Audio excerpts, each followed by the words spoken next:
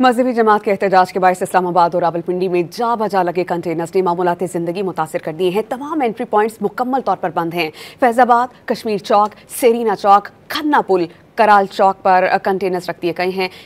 इसके अलावा mobile data मुकम्मल तौर पर बंद और मोबाइल सिग्नल्स इंतहाई कमज़ोर हैं। इस पर हम बात करते हैं डॉनिस के रिपोर्टर उमर मेहताब बर्नी से। उमर, बताइएगा इस एहतजाज के बायस जो मामूलाती ज़िंदगी है किस हद तक मुतासिर हुए, लोगों को किन मुश्किलात का सामना रहा और अब करंट सिचुएशन क्या है?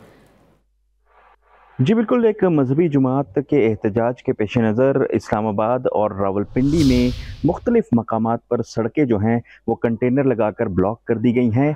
और इस वक्त मैं मौजूद हूँ रवात टी चौक के पास एक रिहायशी इलाके में, जहाँ पर जो है वो कंटेनर्स लगाए गए हैं और रवात टी चौक तक भी रसाई जो है वो नहीं दी जा रही। शहरी जो हैं वो इस हवाले से काफ़ी मुश्किलात का शिकार हैं और इसी एहतजाज के हवाले से जो है हुकूमत की तरफ से इस्लामाबाद और रावलपिंडी में मोबाइल इंटरनेट सर्विस भी जो है वो मुअत्तल कर रखी है। मोबाइल पर सिग्नल तो मौजूद हैं लेकिन नेटवर्क जो है वो नहीं आ रहा, जिसके बायस शहरियों को आपस में राब्ता करने में भी काफ़ी मुश्किलात जो हैं वो आ रही हैं। मज़ीद आपको बताएं तो अभी तक जो रावलपिंडी और इस्लामाबाद का जो माहौल है वो पुरअमन है और किसी किस्म का एहतजाज यहाँ पर रिकॉर्ड नहीं किया गया।